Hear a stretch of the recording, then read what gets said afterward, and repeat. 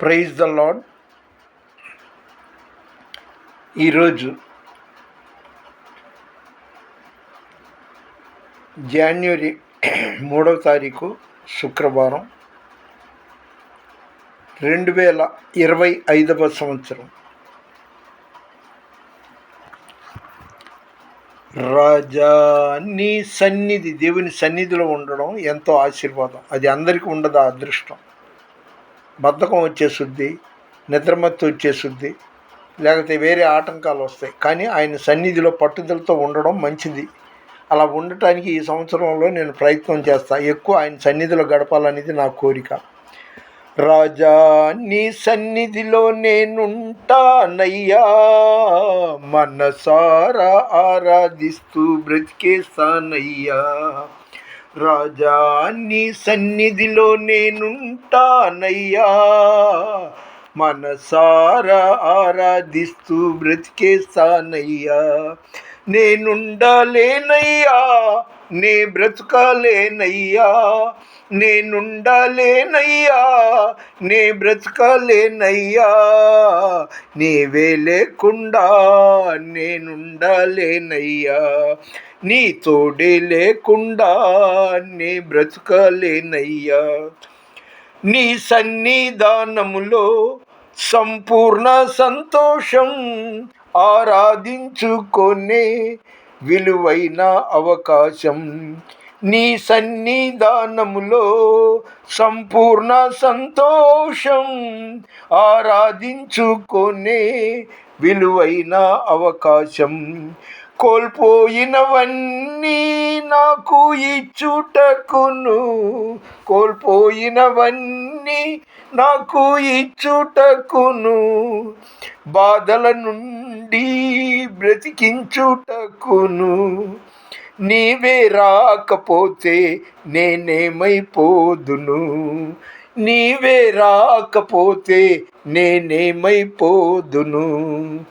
రాజా, నీ సన్నిధిలో నేనుంటానయ్యా, మనసారా ఆరాధిస్తూ బ్రతికేస్తానయ్యా. దేవునికి స్తోత్రం. వీడియోలు చూస్తున్నప్పుడు కొన్ని నాకు కలగా పొలగం అని పేరు పెడతాం దీనికి, ఈ వీడియోకి.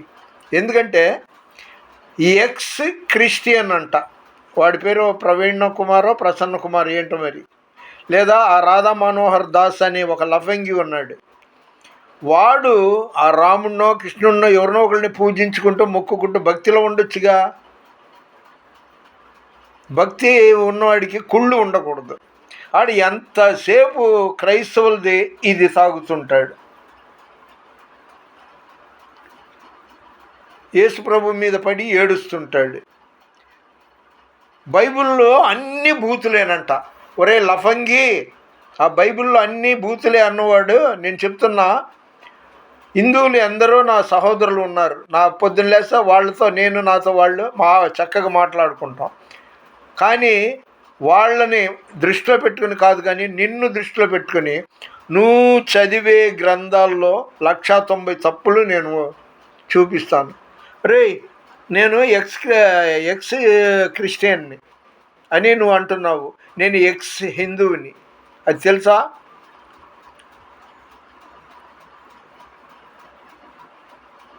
తుండమును ఏకదంతమును, తొండం ఒక తొండం, ఏకదంతం ఒకే పన్ను ఉంటుందంట. దూరపు బొజ్జయు, వామహస్తమును, మెండుగా మ్రోయు గజ్జెలును, మెల్లని చూపులు, మందహాసమును. అంటే ఇది చెప్పడానికి కారణం ఏంటంటే, ఋగ్వేదం, యజుర్వేదం, సామవేదం ఇలాగ వేదాలతో పాటు రామాయణం, భారతం, భాగవతం నేను చదివి ఉన్నాను రా లఫంగి. మా పూర్వీకులు క్రైస్తవులు ఎవరైనా అటుగా వెళ్తూ కొద్దిగా మంచిళ్ళు అడిగితే ఆమెడు దూరం నుండి ఇచ్చేవాళ్ళంట. కులం ఏదైతే ఏం కానీ హైందవులుగా ఉన్నప్పుడు మేము ప్రతి శనివారం 7 కొండల మీద ఉండే ఆయన్ని మా పూర్వీకులు కొలిచేవాళ్ళంట. ప్రతి సోమవారం ముక్కంటి అని అర్ధనారీశ్వరుడు అంటే 50-50 అలాగా గురువారం షిరిడి ఆయన్ని కొలిచేవాళ్ళు అని చెప్పేవాళ్ళు మా ముత్తాతల కాలంలో. అంటే నేను ఎక్స్ హిందువుని. హిందుత్వానికి బాయ్ చెప్పి సత్యం తెలుసుకున్నా. క్రిస్టియన్ అనేది ఒక మతం కదరా. క్రిస్టియన్ అనేది ఒక మతం కాదు, మార్గం. నేనే మార్గము, సత్యము, జీవము అన్నాడు. క్రైస్తవ మతం అని యేసు ప్రభు ఎక్కడా చెప్పలా. పాత నిబంధనలోవి ఎక్కడో ఏదో ఉన్నది, అది యేసు ప్రభు చేయమన్న విషయాలు కాదు. 10 కమాండ్మెంట్స్ చదువు, నీకు తెలుసుద్ది. వ్యభిచారం చేయకూడదు, దొంగతనం చేయకూడదు, నరహత్య చేయకూడదు. నిర్గమకాండంలో 10 కమాండ్మెంట్స్ 10 ఆజ్ఞలు చదువు. ఎంతసేపు అబ్బా ఏం పుట్టుకరా మీదే. ఆ లోతు కూతురులతో వ్యభిచరించాడు, ఇదే పట్టుకుంటారు. తంగేడి చెట్టు కింద తాళాలు నా పట్టుకొని ఏలాడన్నట్టుగా ఉంది మీ భాష. ఎక్స్ క్రిస్టియన్ అంటే నీకు 2 కొమ్ములు ఓ తోక వచ్చిందా? నేను చెప్తున్నాగా, నేను కూడా ఒకప్పుడు అందులో నుండి వచ్చినోడినే. ఆ గణాచార్యులకి హెల్ప్లు చేసేవాడిని పూనకాలు వచ్చినప్పుడు. సత్యం తెలుసుకున్నా. దేవుడు ఆత్మ కనుక ఆత్మతో సత్యంతో ఆరాధించాలని ఉంది. అంతేగాని ఆయన రూపాలు అవి పెట్టుకొని చూడమని అక్కడా లేదు. దౌర్భాగ్యులారా, మీ చేతులతో ఏవో బొమ్మలు చేసుకొని మీరు మొక్కేసి దానికేమో ఫలానా అని పేరు పెడితే అది నమ్మాలి. అంటే జనాల చెవుల్లో మీరు పువ్వు పెట్టి ఎరి పువ్వులుగా చేస్తున్నారు. అదిగో అరుంధతి నక్షత్రం, పట్టపగల అరుంధతి నక్షత్రం ఎక్కడైనా ఉంటుందా? మీరు ఇలాంటివి చెప్పి ఇంకా చాలా ఉన్నాయి. మీరు ఏటెట్నో అంటారు. మరియమ్మ గారు ఏమో యేసు ప్రభుకి తప్పుడుగా పుట్టి మరియమ్మ గారికి యేసు ప్రభు గారు తప్పుడు పద్ధతిలో పుట్టినట్టుగా ఏవో చెప్తారు. ఒక్కసారి నువ్వు కళ్ళు మూసుకొని ఆలోచించరా గబిడియా. 2 మగదేవుళ్ళు వ్యభిచారం చేస్తే వాళ్ళకి ఇంకొక మగదేవుడు పుట్టాడు. మాకు కదిలే దేవుడు పేరు పెట్టి నేను బొట్టుకాటుకు పెట్టి చెప్పను. కవి చౌడప్ప ఆయన ఇవి వింటే మీకు తెలుసుద్ది. అలాగే మన వేమన విశ్వదాభిరామ విండ్రవేమ ఆయన కూడా బాగా ఏకేశాడు, ఎప్పుడో ఏకేశాడు. ఆయన క్రైస్తవుడు కాదు, కవి చౌడప్ప క్రైస్తవుడు కాదు. అలాగే ఈరోజు ఈ జనరేషన్లో బ్రాహ్మలు, రెడ్లు, వైశ్యులు, ఇంకా చౌదరీలు అనేకులు విగ్రహారాధన మానుకొని నిజ దేవుడిని సత్యదేవుడిని తెలుసుకొని క్రైస్తవ్యం స్వీకరిస్తున్నారు. అంటే క్రిస్టియన్ అంటే క్రీస్తుని వెంబడించడం లేదా అనుసరించడం. అంతేగాని మతం అనుకుంటూ మీరు పొలమ్మాకండి. అసలు మీరు మగ పుట్టి ఉంటే ఆడవాళ్ళ జోలికి వెళ్ళి వాళ్ళు ఏదో బైబిల్ పట్టుకుని వెళ్తుంటే నిర్బంధంగా వాళ్ళకి బొట్లు పెడుతున్నారు. ఏంట్రా అది ఎంత తప్పు తెలుసా? నీ పెళ్ళానికి ఎవరైనా అలా వచ్చి బొట్టు పెడితే నువ్వు ఊరుకుంటావా? వాళ్ళ ఆచారం ప్రకారం వాళ్ళు బొట్లు పెట్టుకోవట్లేదు. నీకేం అధికారం ఉందిరా? ఏ హక్కు ఉందిరా?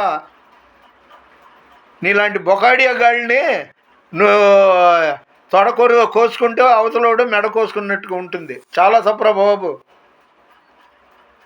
అదేవిధంగా పాస్టర్ మ్యాథ్యూస్ గారు వీడియోలో చూశాను. ఒక తండ్రి 10 మంది బిడ్డలు, ఒక తండ్రి లేదా తల్లి 10 మంది కొడుకుల్ని కంటే బతికున్నన్నాళ్ళు ఆ వృద్ధులకి ఇబ్బందులు కష్టాలు వచ్చిందంట. వాళ్ళు చచ్చిపోగానే, వాళ్ళ తండ్రి చచ్చిపోగానే అబ్బో ఎక్కడ లేని పాపులారిటీ సంపాదించుకోవటానికి ఆ వీధి అంతా మంచి అదే దినం ఉంటారు కదా, జ్ఞాపకార్థ కోడిక, ఆ రోజు ఎంతో ఖర్చు పెట్టి భోజనాలు పెట్టారంట. బతికున్నప్పుడు ఇదిగో ఈ టౌలు కట్టుకో, ఇది చుట్టుకో అని అన్నవాళ్ళు లేరు. కావాలంటే ఆయన మ్యాథ్యూస్ గారి వీడియో చూడండి, ఆయన వాక్యం బాగా నచ్చింది నాకు. తప్పులెన్నువారు తమ తప్పులు ఎరుగరు.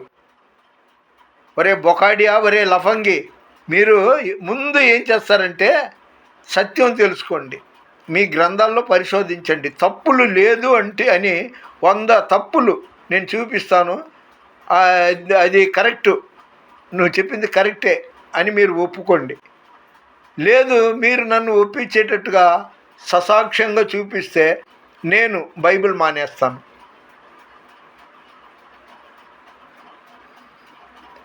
యేసు ప్రభుల స్పెషాలిటీ నైవేద్యాలు అడగడు, నిలువు దోపిడీలు అడగడు. ఆయన 2-3 విశ్వాసంతో ప్రార్థన చేసే వారి మధ్యలో ఉంటానని మత్తయి 18:20లో ఉంది. మానేండ్రా, కూడు లేక అల్లాడుతున్నారు. నెలలు నిండని లేదా 8వ తరగతి చదువుతున్న ఆడపిల్లని 2-3 ఎత్తుకెళ్ళి అత్యాచారం చేసి చంపుతున్నారు. వాటి గురించి ఆలోచించండిరా.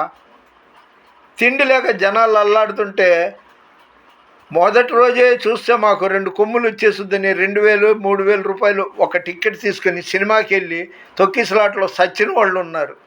దేవుడి కోసం చావట్లా. ఆ సినిమాలో మొదటి రోజే చూడాలి, అప్పుడు వీళ్ళకి బాగా ఆస్తి కలిసి వస్తుందనో మరి ఏంటో తెలియదు. అలాంటివి మానుకోండి, యథార్థం తెలుసుకోండి. మన దేశంలో ఎన్నో సమస్యలు ఉన్నాయి. మన దేశ సరిహద్దుల్లో దేశం కోసం శత్రు సైనికులతో యుద్ధం చేస్తున్న సైనికుల గురించి ఆలోచించండి. తుఫాను వచ్చిద్ది అని ఎన్నోసార్లు వాతావరణ శాఖ వాళ్ళు అంటారు. అది రాకుండా ఉండాలి, రైతులు పంట పొలాలు బాగుండాలి, వాటి గురించి ఆలోచించండి. ఎంతసేపు మతం అని అల్లాడిపోతున్న మదపిచ్చిగాళ్ళారా, తప్పురా అది. మీరు మాట్లాడమాకండి. క్రైస్తవం గురించి ఏం తెలుసు మీకు? నరహత్య చేయొద్దు అన్నాడు, దొంగతనం చేయొద్దు అన్నాడు, నిన్ను వల్లే నీ పొరుగువాడిని ప్రేమించమన్నాడు, నీ శత్రువు గురించి 7 సార్లు కాదు 70 సార్లు క్షమించమన్నాడు. అన్నీ మంచే ఉన్నాయి. బియ్యంలో కూడా బెడ్డలు ఉంటాయి. బెడ్డల్ని ఏం చేస్తాం? ఏరి పారేస్తాం. బైబిల్ అంతా బూతుల మయం ఉంటా. రాధా మనోహర్ గాడు అనే డిచ్కీ గాడో లేకపోతే ఈ ఇంకొకటి ఎక్స్ క్రిస్టియన్ అనే బొకాడియా గాడో కానీ ఇలా అంటున్నారు. ఎవరు ఏమన్నా కూడా మండే వెలుగు, లోకానికి వెలుగై ఉన్న యేసు ప్రభువుని ఇంత కూడా ఆయన నీడను కూడా మీరు తాకలేరు. వినాశకాలే విపరీత బుద్ధి. మీరు బాగుపడాలి, మీరు సత్యం తెలుసుకోవాలంటే మీకు జబ్బైనా రావాలి, డబ్బైనా పోవాలి. మన వినికిట్లో దేవుడి కొన్ని మాటలు దీవించునుగాక.